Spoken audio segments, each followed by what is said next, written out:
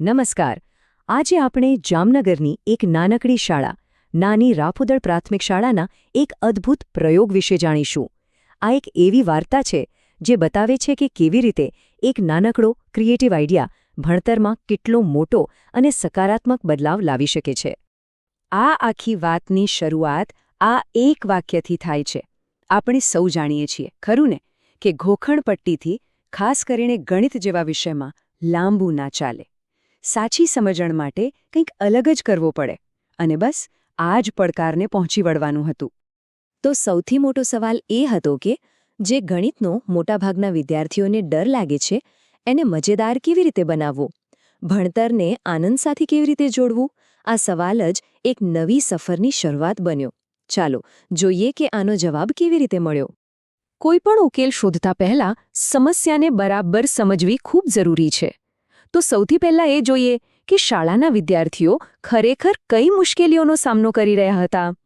જ્યારે શિક્ષકોએ વર્ગખંડમાં ધ્યાનથી જોયું ત્યારે એક ચિંતાજનક ચિત્ર સામે આવ્યું. ધોરણ 5 અને 6ના ઘણા વિદ્યાર્થીઓ ઘડિયા બોલવામાં પણ અચકાતા હતા. સરવાળા બાદબાકી જેવી સાદી ગણતરીમાં પણ વારંવાર ભૂલો થતી.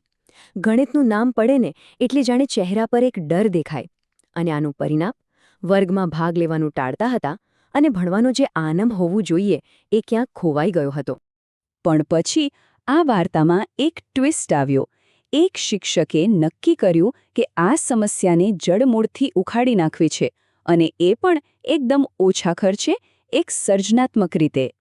શિક્ષિકા શિલ્પાબેન કુડેચાએ આ ચેલેન્જને હાથમાં લીધી અને જાતે જ એક અનોખું સાધન બનાવ્યું. તેમણે એક એવી રમત તૈયાર કરી જે ગણિતને અઘરા વિષયમાંથી એક રસપ્રદ પ્રવૃત્તિ બનાવી શકે. હવે આ બમ્પ બોર્ડ ગેમ હતી શું? એમ સમજો કે આ 36 અલગ અલગ બોર્ડ ગેમનો એક સેટ હતો. દરેક ગેમ ગણિતની મૂળભૂત ક્રિયાઓ જેમ કે સરવાળા, બાદબાકી, ગુણાકાર, ભાગાકાર પર ફોકસ કરતી હતી. વિદ્યાર્થીઓ જોડીમાં બેસીને પાસા અને કુકરીઓથી રમતા. આનાથી ગણિતની પ્રેક્ટિસ એ પ્રેક્ટિસ નહીં પણ એક મજાની રમત બની ગઈ. અને આ ગેમ પાછળનો આઈડિયા બહુ મસ્ત હતો. એ કરીને શીખવું અને ખાસ કરીને પિયર લર્નિંગના સિદ્ધાંત પર આધારિત હતી. એટલે કે વિદ્યાર્થીઓ માત્ર રમતા નહોતા, પણ રમતા રમતા એકબીજાને શીખવતા પણ હતા અને એકબીજા પાસેથી શીખતા પણ હતા. તો હવે આ નવો વિચાર તો તૈયાર હતો, પણ શું એ ખરેખર કામ કરશે? એ જાણવા માટે એક વ્યવસ્થિત એક્શન રિસર્ચ પ્લાન બનાવવામાં આવ્યો. ચાલો જોઈએ કે આ 10 દિવસના પ્રયોગમાં શું થયો. પ્લાન એકદમ સીધો સાદો હતો, 3 સ્ટેપનો. પહેલા, વિદ્યાર્થીઓ અત્યારે ક્યાં છે એ જાણવા માટે એક ટેસ્ટ લેવાય. પછી 10 દિવસ સુધી રોજ ક્લાસના છેલ્લા અડધા કલાકમાં આ ગેમ રમાડવામાં આવી. અને છેલ્લે કેટલો સુધારો થયો એ જોવા માટે ફરીથી એક ટેસ્ટ લેવાય.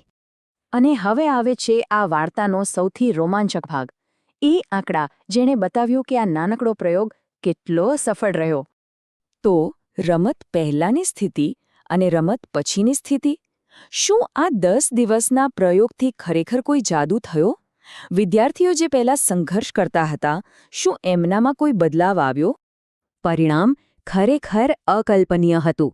જે સરેરાશ સ્કોર પહેલાં માત્ર 31% હતો, એ માત્ર 10 દિવસની રમતના અંતે સીધો ઉછળીને 74% પર પહોંચી ગયો. આ બમણાથી પણ વધારે સુધારો હતો. આ કોઈ નાની સૂની વાત નહોતી. અને આ તો ખાલી સરેરાશની વાત છે. અસલી વાર્તા તો વ્યક્તિગત વિદ્યાર્થીઓની છે. જરા વિચારો, એક વિદ્યાર્થી જે પહેલાં માત્ર 15% લાવતો હતો એ સીધો 90% પર પહોંચી ગયો. બીજો વિદ્યાર્થી 20%થી 90% પર. આ માત્ર માર્ક્સનો સુધારો નથી, આ તો આત્મવિશ્વાસમાં આવેલો જબરદસ્ત ઉછાળો છે. તો આ સરળ પ્રયોગનો સાચો અર્થ શું હતો? તેની અસર શું માત્ર માર્ક્સ સુધી જ સીમિત હતી? ચાલો એને વધુ ઊંડાણથી સમજીએ. આ પ્રયોગની અસર ગ્રેડ કરતાં ઘણી વધારે હતી. શિક્ષકોએ અને ખુદ વિદ્યાર્થીઓએ અનુભવ્યું કે ગણિતનો ડર ગાયબ થઈ ગયો હતો. વિદ્યાર્થીઓનો આત્મવિશ્વાસ અને વર્ગમાં ભાગ લેવાની ઈચ્છા બંને આસમાને પહોંચી ગયા હતા. અને સૌથી મહત્વનું, ભણતર એક બોજ નહીં પણ એક આનંદદાયક અને સરળ પ્રક્રિયા બની ગયું હતું. અને આ પ્રયોગની સફળતાનો સૌથી મોટો પુરાવો શું છે ખબર છે? એ કે આ માત્ર એક વન ટાઈમ એક્સપેરિમેન્ટ નહોતો. આજે આ બમ્પ બોર્ડ ગેમ એ શાળાના રોજના ભણતરનો એક કાયમી અને જીવંત ભાગ બની ગઈ છે. આ એક એવું પરિવર્તન છે જે ટકી રહ્યું છે. આખી વાર્તા આપણને એક બહુ જ મહત્વના સવાલ પર લાવીને મૂકી દે છે.